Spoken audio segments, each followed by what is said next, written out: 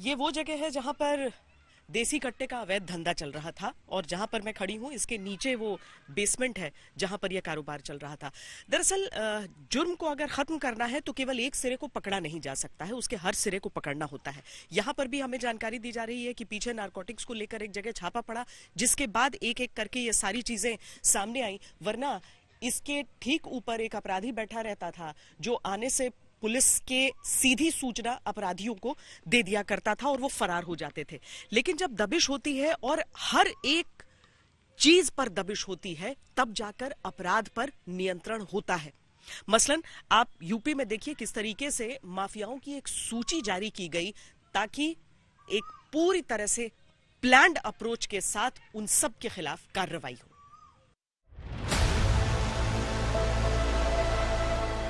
9 वर्ष में वो चमत्कार हुआ जो 70 वर्षों में नहीं हो पाया। 9 वर्ष में भारत ने वो यात्रा तय कर ली जो पिछले 65-70 वर्षों में जिसके लिए हम करा रहे थे, चिल्ला रहे थे। एक वक्त था जब पश्चिमी उत्तर प्रदेश को अपराध का गढ़ कहा जाता था। मेरठ, बिजनौर, मुजफ्फरनगर, सहारनपुर, बागपत, ये वो जिले हुआ करते थे जो अपराध और माफिया के लिए पूरे हिंदुस्तान में सबसे सुरक्षित और मुफीद जगह होते थे। हत्या, अपहरण, फिरौती, वसूली, रंगदारी, कोई ऐसा अपराध नहीं था जो यहाँ अंजाम नहीं दिया जाता था। एक से एक बड़े माफिया के नामों से पश्चिमी उत्तर प्रदेश कुख्यात था। शहर सर्राफा है, यहाँ पर आसपास के 200-400 किलोमीटर तक ना व्यापारी दूर से यहाँ पे आता है। जो पहले यहाँ पर घटनाएं थी, मतलब आज के टाइम में जब से योगी जी यहाँ पर आए हैं, जब से ये घटनाओं में बहुत ज़्यादा गिरावट आ गई है। पहले तो हम शाम को 7 बजे बाजार बंद हो जाता था, लोग बाग डरते थे, घर पे भी डर का माहौल रहता था। लेकिन धीरे धीरे यहाँ भी ऐसा हुआ, योगी जी आए, अब हम भी बिल्कुल जो है सेफ हैं, अपने को सेफ समझते हैं। हमारी लेडीज, बच्चे कहीं भी जाते हैं, रात को 12 बजे निकलते हैं तो डर नहीं लगता है। अब कोई अपहरण की घटना नहीं है, लूट हत्या नहीं है और हम एक जो है ना बिल्कुल निश्चित तौर पर व्यापार कर पा रहे हैं। योगी सरकार 2.0 में पश्चिमी उत्तर प्रदेश के माफियाओं के खिलाफ जमकर कार्रवाई हुई। 2022 तक के आंकड़ों के अनुसार पश्चिमी यूपी में अपराधियों और माफियाओं की करीब 163 करोड़ की संपत्ति की कुर्की हो चुकी है। पश्चिमी उत्तर प्रदेश के बड़े बड़े माफियाओं को चिन्हित करके उनकी और उनके गिरोह से जुड़े दूसरे लोगों की करीब 7.25 करोड़ से ज्यादा की संपत्ति पर सरकारी बुलडोजर चल चुका है।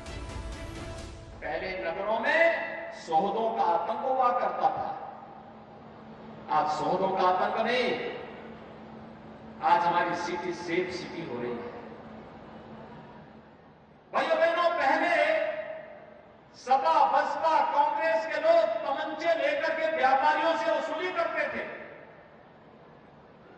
आज तमंचा नहीं, युवा के हाथ में टैबलेट है, टैबलेट। सबसे अधिक कार्रवाई उस मेरठ रेंज में हुई है जहां दिल्ली एनसीआर का भी एक बड़ा हिस्सा है। मेरठ में माफिया और गैंगस्टर की 10 प्रॉपर्टी कुर्क की गई, जिसकी कीमत 128 करोड़ रुपए थी। बुलंदशहर में 11 करोड़ 33 लाख की 26 प्रॉपर्टी कुर्क की गई। बागपत में 7 करोड़ 70 लाख की 46 प्रॉपर्टी कुर्क की गई, जबकि हापुड़ में 2022 दिसंबर तक 14 प्रॉपर्टी कुर्क की गई, जिसकी कीमत 5 करोड़ 42 लाख रुपए थी। मेरठ जैसा शहर जो कि एक तो आबादी बहुत ज्यादा, फिर छोटे छोटे ऐसे पॉकेट्स जहां पर बहुत सारे नोटोरियस एलिमेंट्स रहे, एनसीआर के इलाके में क्राइम करके भागने के भी बहुत सारे वारदातें हुई। कैसे अप्रोच किया गया है यहाँ पर क्राइम को खत्म करने का? देखिए मैम, मेरठ हमेशा से जो है पीछे, जैसा आपने कहा, नोटोरियस रहा है। उसके कुछ फैक्टर थे, जैसे यहाँ पे एक सोतीगंज की मार्केट चलती थी, जिससे कारण पूरे एनसीआर में कहीं भी गाड़ियाँ चोरी होती थी तो उनको काटने के लिए या उसको खपाने के लिए मेरठ बदनाम रहा था। या इस तरह के ऑर्गेनाइज सिंडिकेट जो काम कर रहे थे, जो लगातार प्रेशर डालते थे, एक्सटॉर्शन वगैरह के जो थ्रेट्स मिलती रहती थी, इन पे कंट्रोल करने के लिए एक वेल प्लान्ड वे में इसमें अप्रोच किया गया है। जो ऑर्गेनाइज सिंडिकेट था क्रिमिनल्स का, उनको पूरे तरीके से तोड़ा गया है। जो भी लोग इसमें इन्वॉल्व थे उनके विरुद्ध कठोरतम कार्रवाई की गई है। गैंगस्टर एक्ट वगैरह में भी कार्रवाई की गई है। प्रॉपर्टीज़ को अटैच किया गया है सोतीगंज मार्केट को हम लोगों ने पूरे तरीके से बंद करा दिया गया है, जिससे डायरेक्ट इम्पैक्ट ये हुआ है कि जो व्हीकल थ्रेट की घटनाएं थी वो केवल मेरठ में नहीं, आसपास के जिलों में भी काफ़ी ड्रास्टिकली कंट्रोल हुई हैं। Apart from that, proper registration of FIR, लगभग हर केस को हम लोग FIR के रूप में कन्वर्ट कर रहे हैं। प्रॉपर इन्वेस्टिगेशन की जा रही है, इनके पीछे जो भी लोग लगे हुए हैं उनको वर्कआउट किया जा रहा है, उनके खिलाफ कार्रवाई की जा रही है। हाल फिलहाल में जिस तरीके से माफिया के विरुद्ध कार्रवाई हुई, न केवल पूर्वांचल बल्कि पश्चिमी उत्तर प्रदेश के जो बड़ी संख्या में रहे, पर अभी भी जो अगर हम सूची देखें तो उसमें कई सारे हैं जो कि यूपी सरकार ने खुद जारी किए, तो उसको लेकर निरंतर कार्यरत पुलिस। बिल्कुल मैम, 64 लोगों की लिस्ट आप बता रही हैं जिसको स्टेट गवर्नमेंट ने जारी किया है, उसमें वेस्टर्न यूपी के जो भी लोग शामिल हैं इनके खिलाफ हम लोग लगातार पहले भी कार्रवाई कर रहे हैं और आगे भी हम इनको टारगेट करके स्पेशली कार्रवाई करते रहेंगे। एक तरह से सांप्रदायिक हिंसा भी बढ़ी थी यहाँ पर सीएम अगर ये दावे के साथ कहते हैं कि यहाँ पर अब वो हिंसा नहीं, कर्फ्यू लगाने की जरूरत नहीं पड़ती है, तो उसको कैसे त्योहारों से पहले आप लोग तैयारी करते हैं?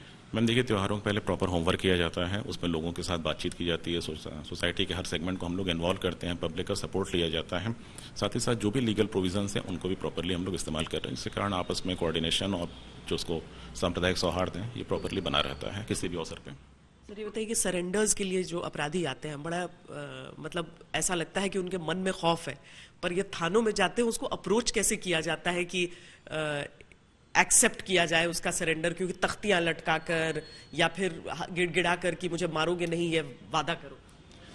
मैम अभी तक तो मेरठ में ऐसा कोई केस नहीं आया है जिसमें थाने में जाके अपराधी ने सरेंडर किया हो। हाँ। और हम लोग भी कोशिश करते हैं कि उनको सरेंडर की नौबत ना दे, हम प्रॉपरली अरेस्ट करें उसके पहले। जिगाना पिस्तल पहुंचाई गई थी। दिल्ली NCR और पश्चिमी उत्तर प्रदेश के लिए आतंक का पर्याय रहे सुंदर भाटी पर हत्या, अवैध कब्जे, रंगदारी समेत कुल 62 मुकदमे दर्ज हैं। भाटी सोनभद्र जिला जेल में बंद है।